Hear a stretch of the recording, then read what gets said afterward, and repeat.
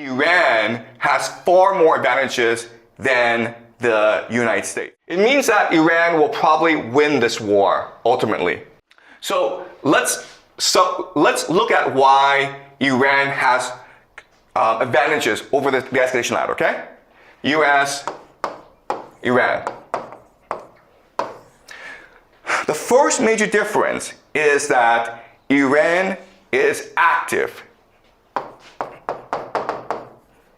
whereas the US is passive. Okay? Another thing this is, go back to the bully example where the bully has to maintain credibility. He has to show that he's more powerful than the other kids, right? So if you provoke him, he has no choice in the matter but to hit you, okay? But you, the new kid, can choose whether or not to provoke him or not. You can choose the timing of when to provoke him. Therefore, you are active, okay? The second big difference is that Iran has a clear strategy. It knows what it wants to accomplish, and it knows how to accomplish what it wants. Remember, what Iran wants is control the Strait of Hormuz and the United States out of the Middle East. That's what it wants to do, and it's calibrating its attacks in a certain way to achieve this end goal. And it's working out very well for Iran, okay? Iran has another strategy, which is control Strait of Hormuz and destroy CENTCOM. CENTCOM is basically the American military in the Middle East, called Central Command, okay? So those are two major military objectives of Iran. And we can understand why. Because if CENTCOM is destroyed, Iran has complete control over the Middle East. Now, Dubai, now Oman, Bahrain, Kuwait have to pay taxes to Iran. Now Iran, the new kid, is now the bully of the Middle East, right? Now it's a hegemon.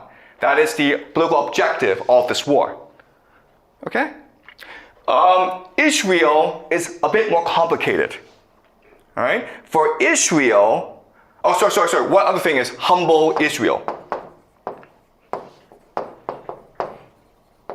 That's the other thing, because even if you defeat the United States, you still have to deal with Israel, okay? And Israel is the great military power of the Middle East. So you want to humble them. You want to weaken them. You can't destroy Israel because Israel has nuclear weapons, right? You piss off Israel, those nukes start flying. You don't want that, right? So those are the three major political objectives for Iran. Control the Strait of Hormuz, destroy CENTCOM, and humble Israel.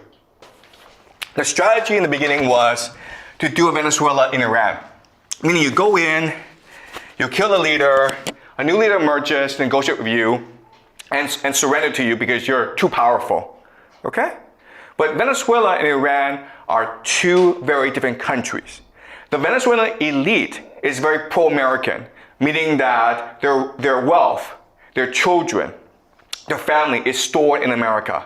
Therefore, the Venezuelan elite have a vested interest in negotiating a deal with America to protect their own interests.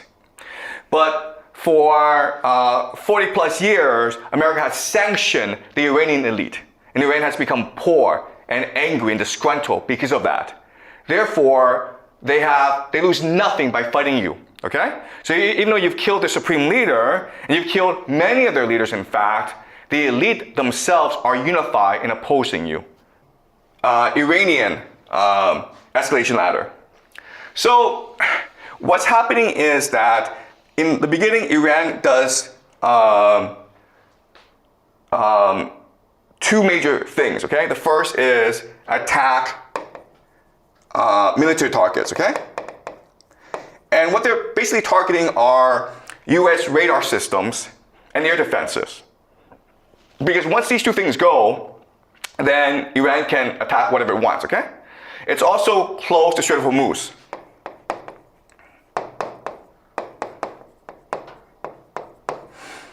All right? And by closing the Strait of Hormuz, you put pressure on the economies of the GCC, as well as East Asia. The hope is that by blockading the economies, the GCC, UAE, Saudi Arabia, Bahrain, Qatar, Kuwait will put pressure on Donald Trump to end this war as quickly as possible. Also, East Asia receives most of its oil from the GCC, from the Strait of Hormuz, right? So China gets about 40% of its oil. Japan gets 75%. That's a lot of oil. So the hope is that these countries will put pressure on the United States to end this war as soon as possible, okay? So that is the Iranian strategy. But if they're forced to go up the escalation ladder, what will happen is this. If you attack their economy, they will attack your economy as well, okay? With missiles, basically targeting oil fields. If you attack their civilian infrastructure, they will attack your civilian infrastructure as well. And what is the main weakness in these GCC countries? Desalination plants, okay? Desalination plants.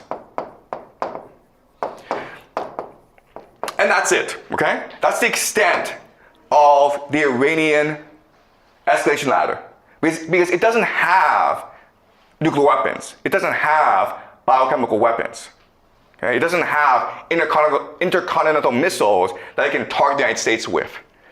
So as you can see, the US and Israel have escalation dominance because it can go way up higher in the escalation ladder than Iran. But that's the wrong way to understand this, okay? Because if you look at their strategies, Iran has much more flexibility, much more calibration than the United States, okay?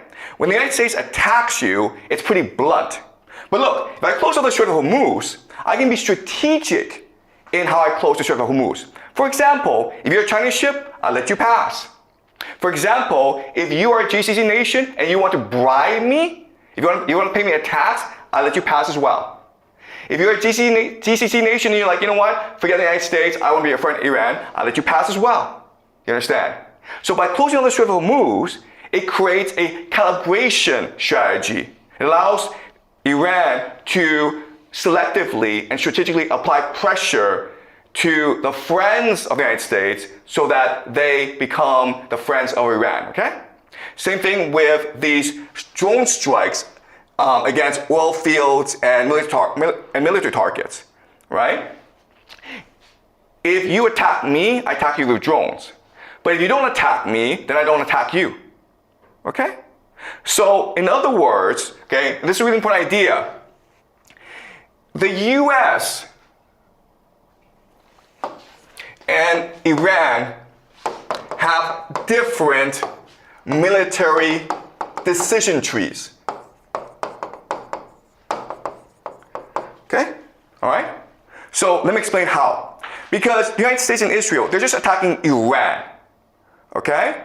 And they attack with air power, so that's very blunt.